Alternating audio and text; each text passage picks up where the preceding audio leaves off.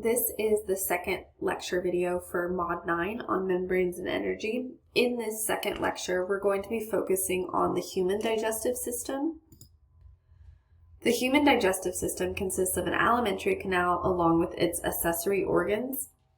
In this image over here on the right, you can see the main components of the alimentary canal listed in black.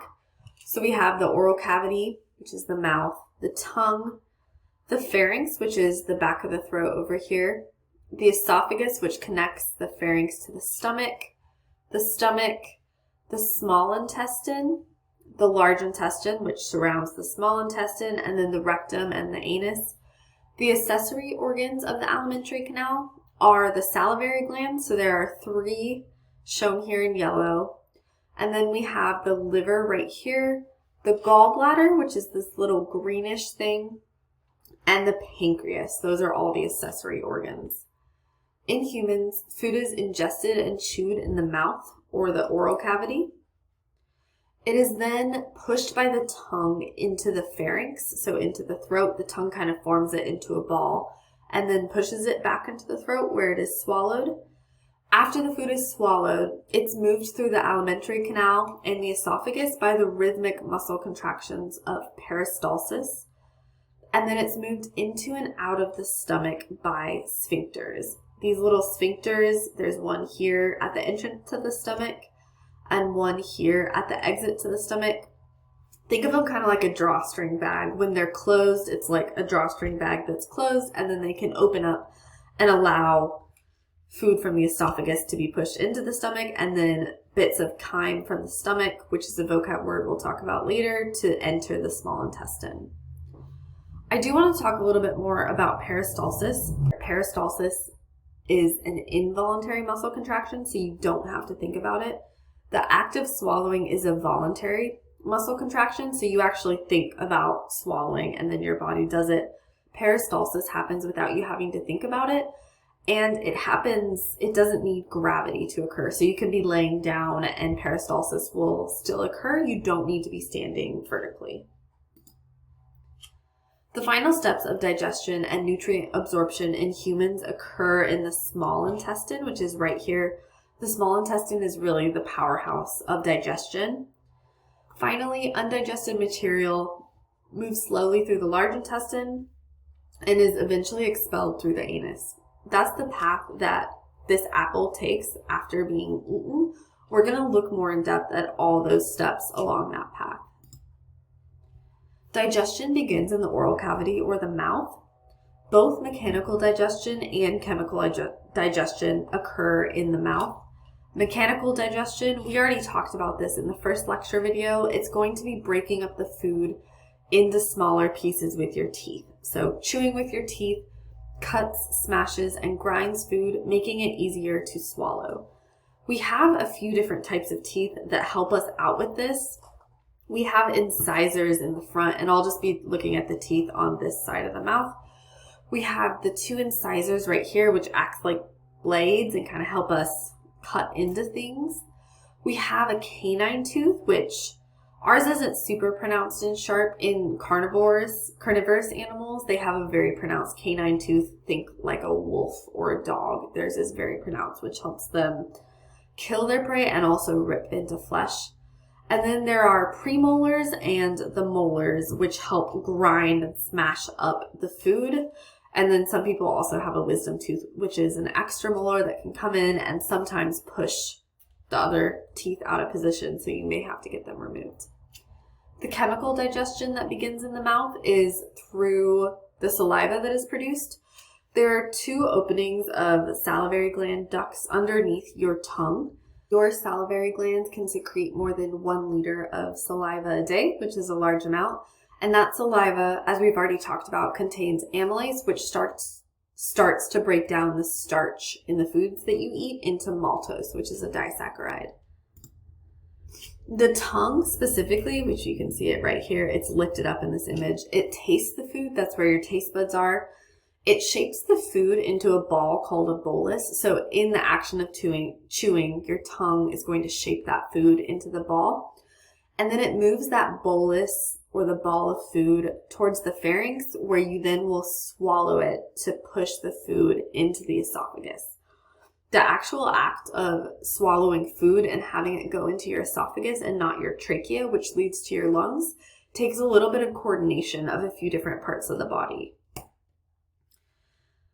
The pharynx or throat opens to two different passageways. So we have our pharynx right here. The first passageway is the esophagus, which is part of the digestive system. This is where food needs to go. The second opening to the pharynx is to the trachea, which is also known as your windpipe. That is part of the respiratory system.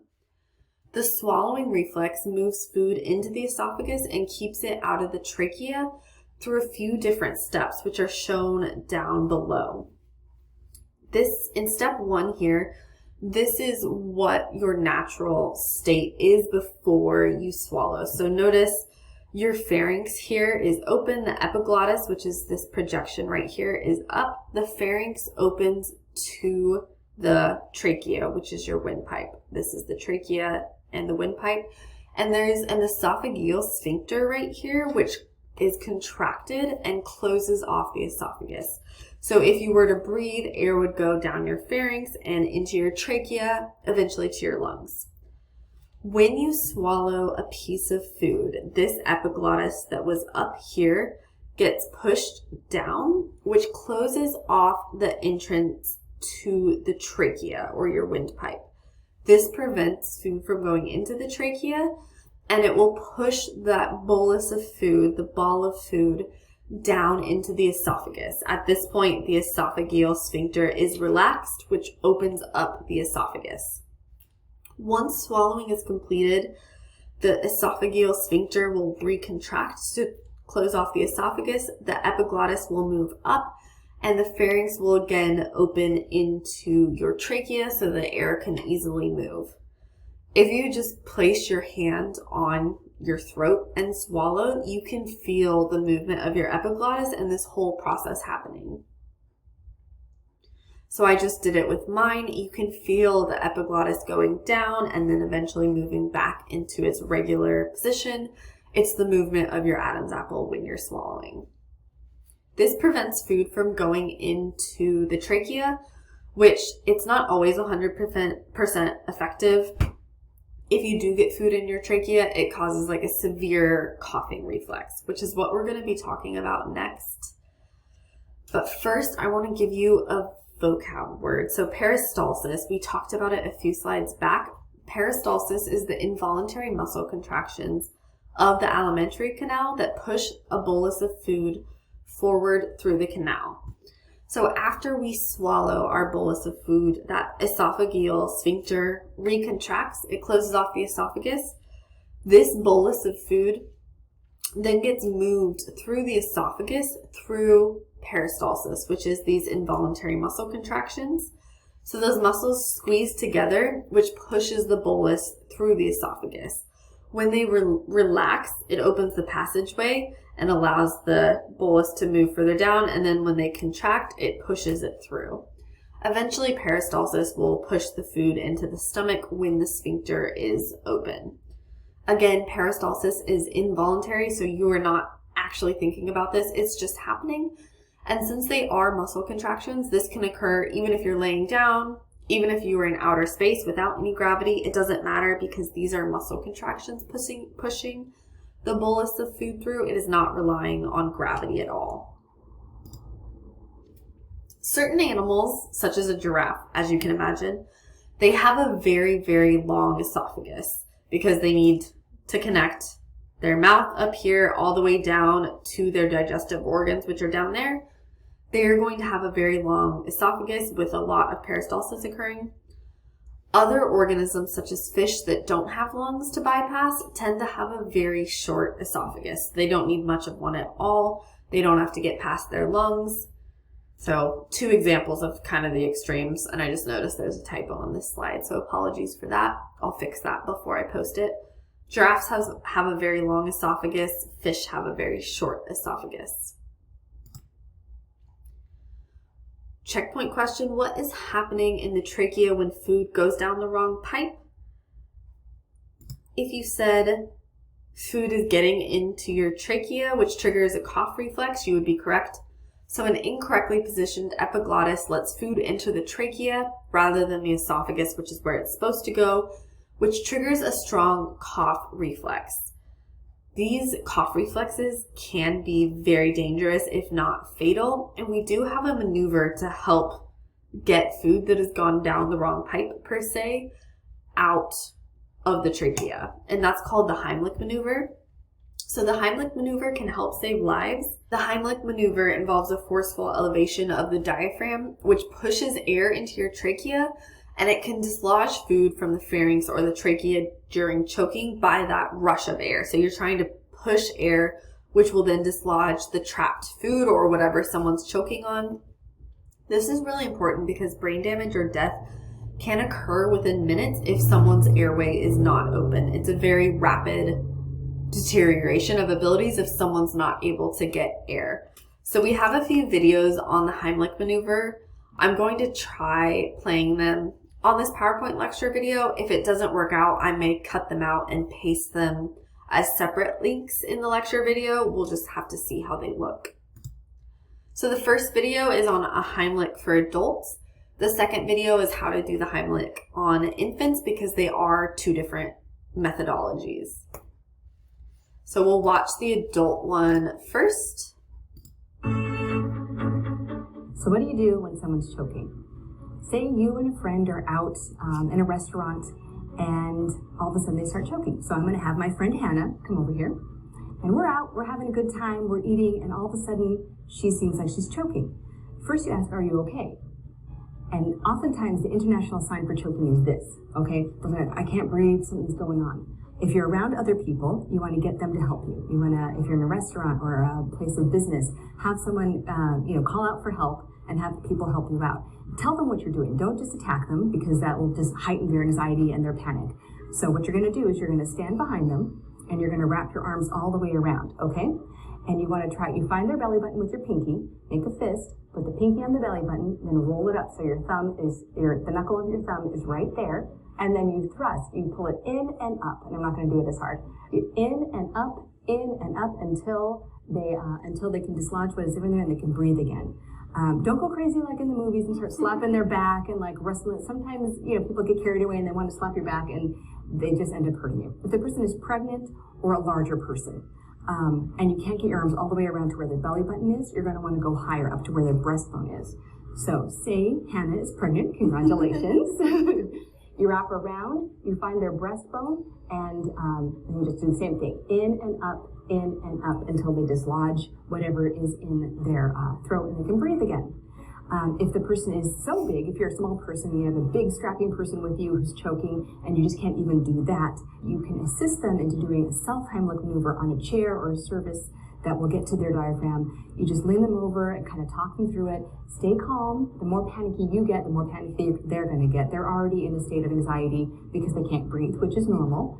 So if they lose consciousness and they fall to the floor, you're going to lay them down, you're going to roll them over, and then you're the same thing. You're going to find the belly button, roll up, and you're going to thrust while they're on the floor until that comes out or until help arrives. Continue trying to do the thrusts and trying to get them to get that out of their throat so they can breathe again. And just stay with them until help arrives. Okay, we're going to pause that one there and now watch the one for infants.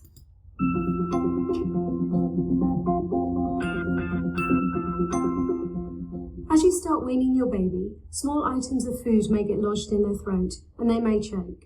They can also choke on small toys or household items. If a baby under 1 year old is choking, you'll notice that they'll be unable to cry, cough, or breathe. What we're going to do now is administer some back blows. So first of all, you need to lay your baby face down along your thigh, making sure you support their head and their neck. Next, we're going to administer those directly between the shoulder blades using the heel of your hand. Give up to 5 sharp back blows, making sure after each one, whatever it is, hasn't come out. If the back blows don't work, we now need to move on to giving some chest thrusts. So we need to turn them over so they're lying face up. Again, making sure that their head and their neck are supported. Put 2 fingers in line with the armpit in the center of the chest and pushing down sharply, administer up to 5 chest thrusts.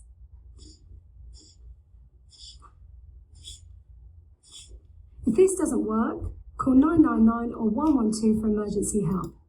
So that video is from the UK, which is why their emergency number is different than ours. I'm sure some of you have already had to take like a CPR or a first aid class, which will probably go over the Heimlich maneuver. But if you haven't, it's a helpful thing to just be aware of, because you never know when you might be in a situation where it's needed. And it also definitely relates back to what we're talking about with the digestive system and how the normal process is supposed to get food from your pharynx to your esophagus, but choking results when food gets into your windpipe or your trachea on accident. So during the Heimlich maneuver, what exactly causes the food to dislodge from the throat? That's going to be the thrust of air that you're creating when you're thrusting against someone's stomach. So the pressure of air being expelled from the lungs causes the food to dislodge, which is what is the goal of the Heimlich maneuver. Okay, back to our digestive system. We've talked about the mouth, the oral cavity. We've talked about the esophagus. Now we get to the stomach. The stomach stores food and it begins to digest proteins. It doesn't start digesting anything else, even though you might think it does. It just starts to digest proteins. Remember, carbohydrates, starch specifically, started to get digested with the amylase in our saliva.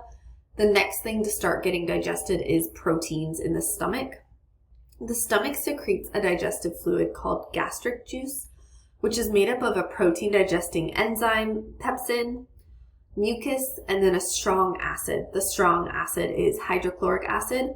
If you remember from the pH lab, gastric juice has a very low pH, which indicates that it's very acidic.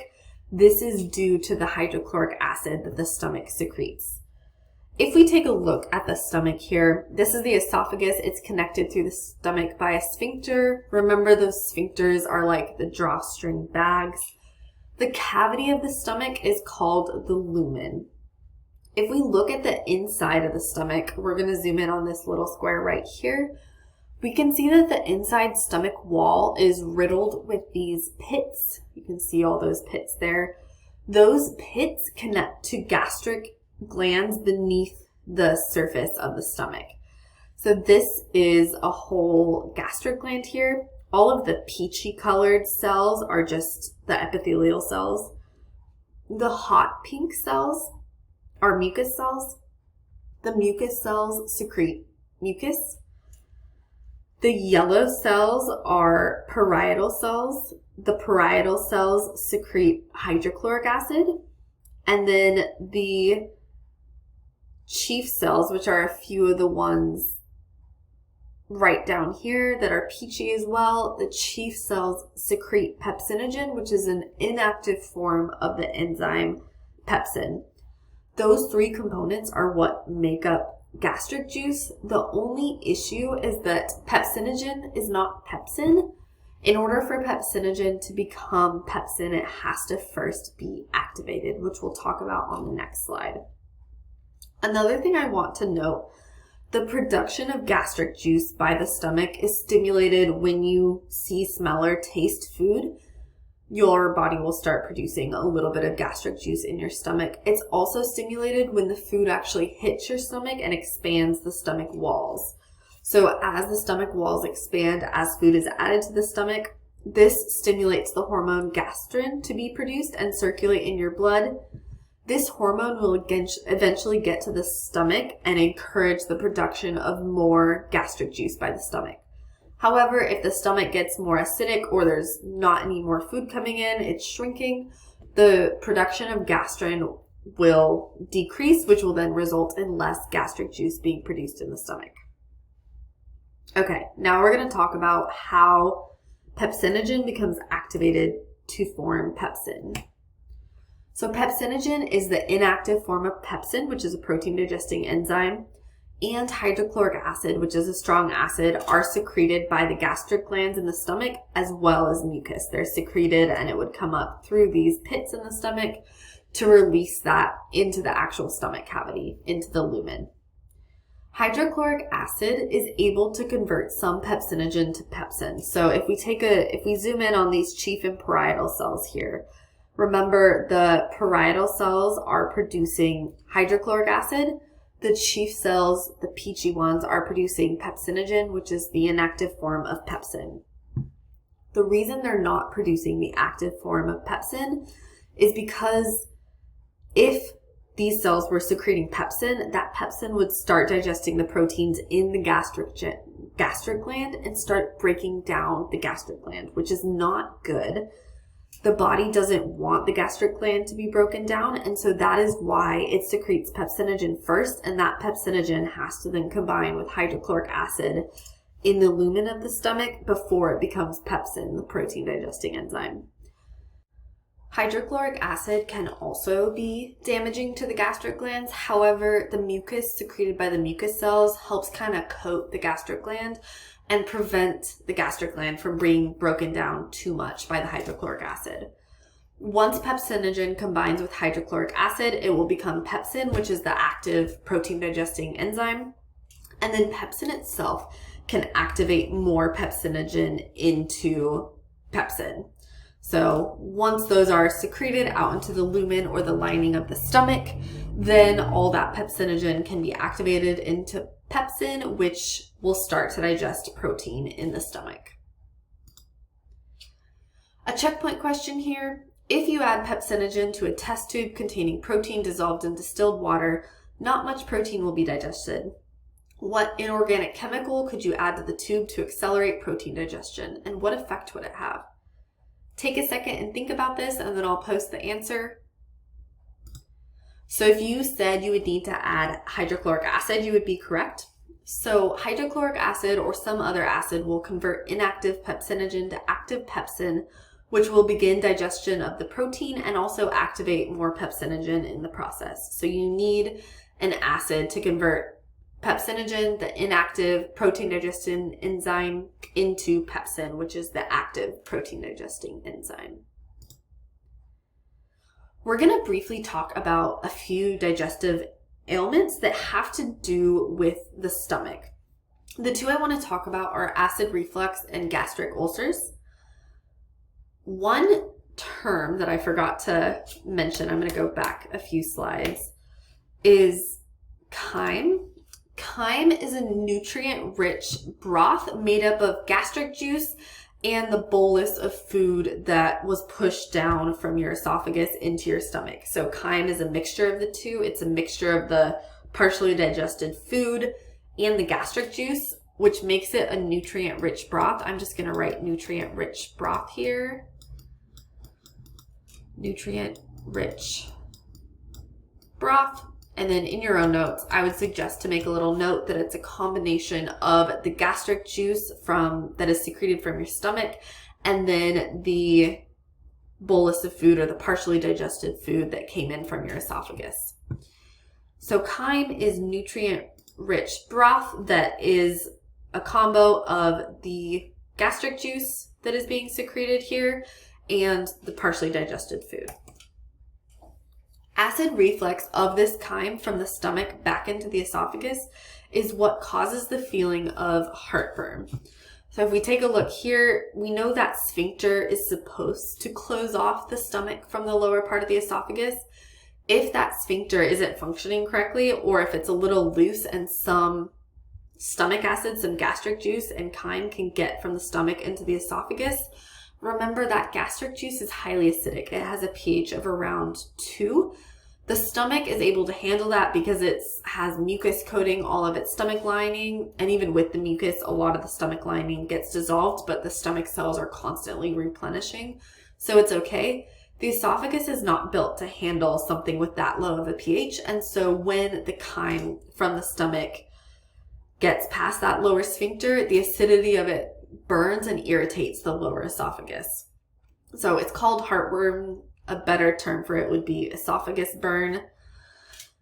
If this is chronic and persistent, you can develop something called gastroesophageal reflux disease, or GERD. This results from frequent and severe acid reflux that harms the lining of the esophagus.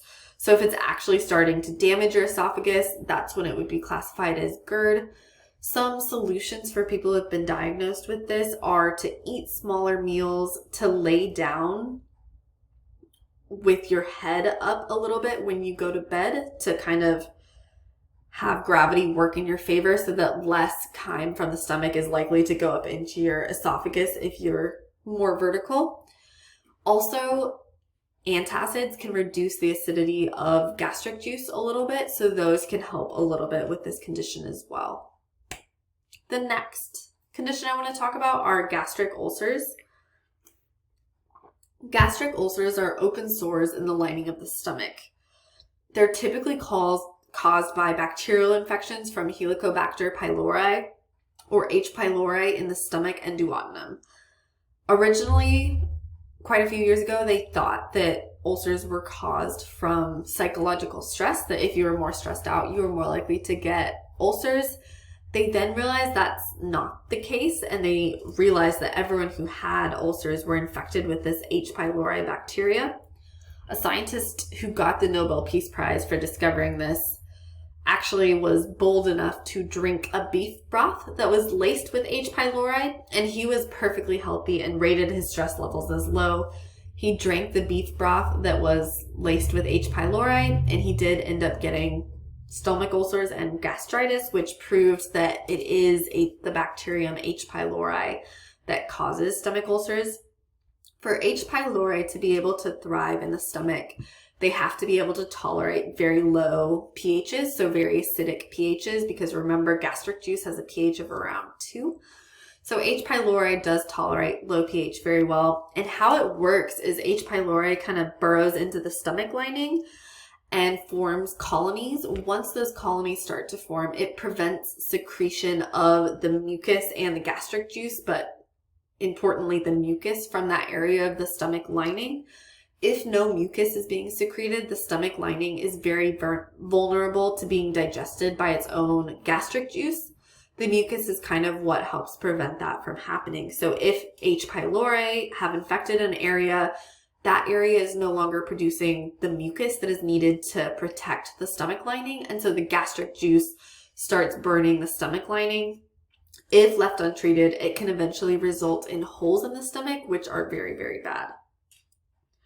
Another interesting thing about H. pylori, but first, before I go into this, I do want to say we do have a lot of beneficial bacteria in our digestive system. It's called the human microbiome. We have over 400 species of beneficial bacteria that help us digest food and help us get more nutrients out of the food that we do eat. This microbiome is very important. It's very important to human health. An infection with H. pylori in the stomach or duodenum can dramatically impact your natural microbiome, so the healthy natural microbiome that you have. An uninfected person in this graph would have all of these different bacterial species. So blue represents someone uninfected with H. pylori. So blue would represent the normal microbiome that someone would have. They would have some actinobacteria, some firmicutes, some Bacteroidetes, I may not be saying these right, some proteobacteria, and a little bit of fusobacteria.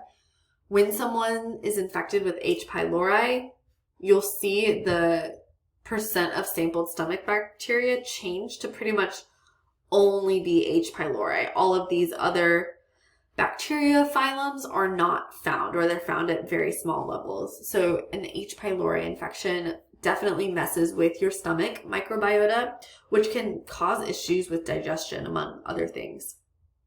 Other things that can mess with your microbiome, since they are bacteria, every time you take antibiotics, you're killing, yes, the bad bacteria in your body, but you're also killing all of these good bacteria that are found within your digestive system. And so this is why, especially after taking a round of antibiotics, it's really good to take some probiotic supplements to try and get some of these bacteria back in your digestive system, because you will likely have wiped them all out with the antibiotic. A checkpoint question on ulcers. So in contrast to most microbes, the species that causes ulcers thrives in an environment with a very low, hopefully you said pH, because they live in the stomach. Gastric juice makes the stomach have a very low pH. So H. pylori can thrive in areas with very low pHs. The next organ of the digestive system that we're going to talk about is the small intestine. The small intestine is kind of the major player of digestion. It's where the vast majority of digestion occurs and where most absorption occurs as well. The small intestine is the major organ of chemical digestion and nutrient absorption. We're going to first talk about chemical digestion. Most of the chemical digestion in the small intestine is going to occur in this first small section called the duodenum, which is illustrated right here. A few fun facts about the small intestine. It is about the diameter of a quarter, so you can imagine that, about 2.5 centimeters wide. And the surface area of your small intestine would be as large as a tennis court if it was all spread out, the surface area, so the amount of surface that it has. In the duodenum, this is where the majority of chemical digestion occurs. So enzymes from the pancreas right here, that's that pancreatic juice, and then cells of the duodenum or the intestinal wall digest food molecules because they're secreting enzymes into the intestine. And then bile, which is made in the liver here and stored in the gallbladder, emulsifies fat for attack by enzymes. And this is important because fat normally is a large molecule. So I'm going to back out of this and go over here. I'm going to draw this in black. Typically a fat molecule, they like to form these big blobby circles, for lack of a better term. And I'm going to say this is a fat globule. When digestive enzymes, which I'm going to draw in green, try to attack that fat globule, oh, that is a huge, my bad. There we go. They have a lot of surface area to work with, and it's really hard for them to actually get to the center of that fat globule and break it apart. What happens, biles help emulsify the fat globules. Sorry, I was trying to find my color. So when you have bile, it forms these little fat droplets instead of the large globule. These fat droplets are much easier for digestive enzymes to attack. So emulsification by bile leads to fat droplets instead of fat globules, and then the digestive enzymes can come in. I'll make this a little smaller, and it's very easy for them to surround the whole droplet and get to the center of it pretty easily. So there's just a lot less surface area for them to cover and less volume within these smaller droplets. So it's beneficial to have the fat broken up into smaller droplets versus the large fat globule, which is why emulsification is important. So bile that does the emulsification is made in the liver and then stored in the gallbladder. I'm sure some of you guys either know of someone or have dealt with gallstones yourself, which are stones in the gallbladder. Bile that is stored in the gallbladder can crystallize, which is what forms these gallstones. The gallstones are very painful to pass, or sometimes they might block the gallbladder entirely. Fortunately, the gallbladder is not a necessary organ, so it can be removed because the liver is what is actually producing the bile. If you remove the gallbladder, you will no longer have an organ to store the bile, but the liver will directly put the bile into the small intestine, even without the gallbladder. Some recommendations if you do have your gallbladder removed are just to eat smaller meals because you don't have a way of storing bile. It's just coming as your liver is producing it, so it cannot handle a ton of fat, and also to reduce the amount of fat in your diet to just help your liver better deal with that. But you do not need your gallbladder to live. You can get by without it because all it does is store the bile that the liver produces. So the pancreas, remember, the pancreas secretes a bunch of enzymes, pancreatic digestive enzymes, to help break down different biomolecules. These are the different enzymes that the pancreas produces, and they're grouped by whether they break down carbohydrates, proteins, nucleic acids, or fats.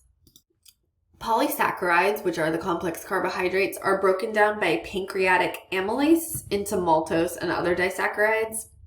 And then individual enzymes such as maltase, sucrase, lactase, etc.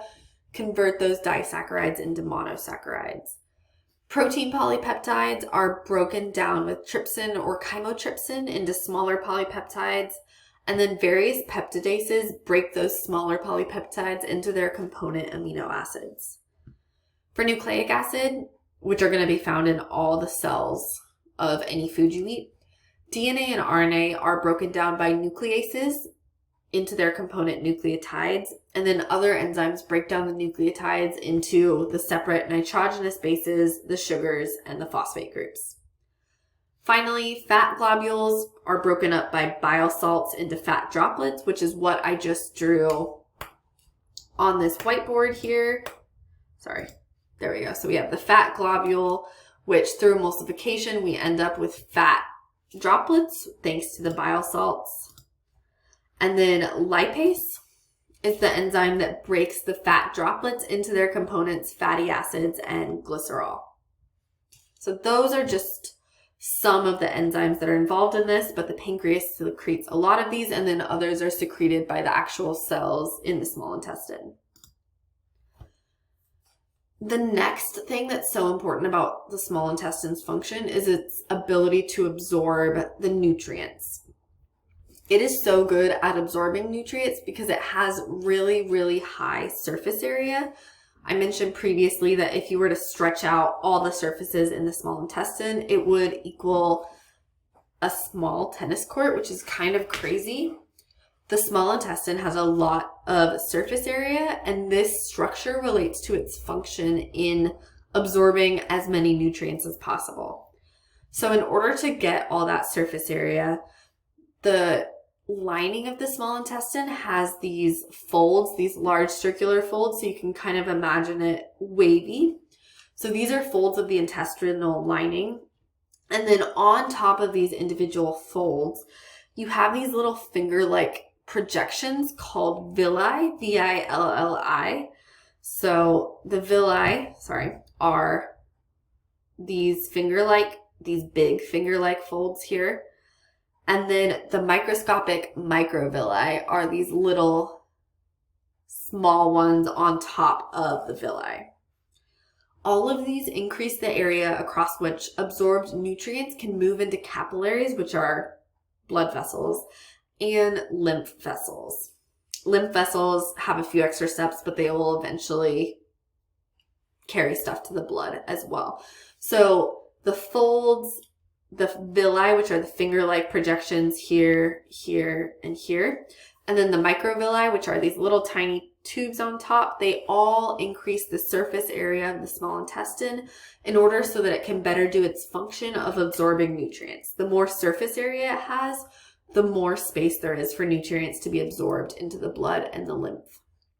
If we take a look at one of these finger-like projections here, the microvilli, we can see that this is the lining of cells there. These are the epithelial cells. The blood capillaries are all the way up to the tip of the villi, and the lymph vessel is in the middle. If we zoom in closer on that, we can see how nutrient absorption actually occurs. So this is a villi, a finger-like projection, and then it has the microvilli on top, which further increase surface area. Up here is just the interior of the small intestine, and then down here is the interior of the villi, which has that lymph vessel, and then the blood capillaries, which carry blood. Amino acids and sugars that are have been digested into their simple sugars, their monosaccharides, and the amino acids components of protein polymers. Those amino acids and sugars, by simple diffusion, can be absorbed into the epithelial cells and then into the blood. So diffusion that we talked about in the last module, from high concentration inside the small intestine to low concentration in the blood, amino acids and sugars will diffuse by simple diffusion and then be carried by the blood to where they need to go. Fatty acids and glycerol, they don't actually go into the blood. They are going to be diffuse into the lymph, and some of them will need transport proteins or active transport. Not everything will just diffuse by simple diffusion. And then water at this point will also, through osmosis, be diffusing where it is needed and be absorbed into the body. So at what point do food molecules actually enter the body's cells? It's the point that we just talked about. It's right here. When the nutrients go from the interior of the small intestine into the epithelial cells and into the blood, that is when they are finally They are finally absorbing into the body's cells or entering into the body's cells. So during absorption into the epithelial cells lining the villi of the small intestine. That blood then has to go up to the liver before it can get to the heart. So the liver kind of acts as a go-between between the small intestine and the heart, and it processes and detoxifies blood from the intestines. So capillaries, which are shown here in blue, from the small and large intestines converge into veins that lead into the hepatic portal vein, shown right here. And that hepatic portal vein leads straight into the liver. The liver then regulates nutrient levels in the blood, such as if there's a lot of glucose in the blood, it's going to store that glucose as glycogen, which is an energy storage molecule of glucose, so that the blood leaving the liver has normal blood glucose levels. If there's a lot of excess carbohydrates in that blood or a lot of excess energy, it's going to store that as fat. The liver also detoxifies alcohol and drugs. And then the inactive byproducts of this are what are excreted in your urine that typically drug tests are looking for.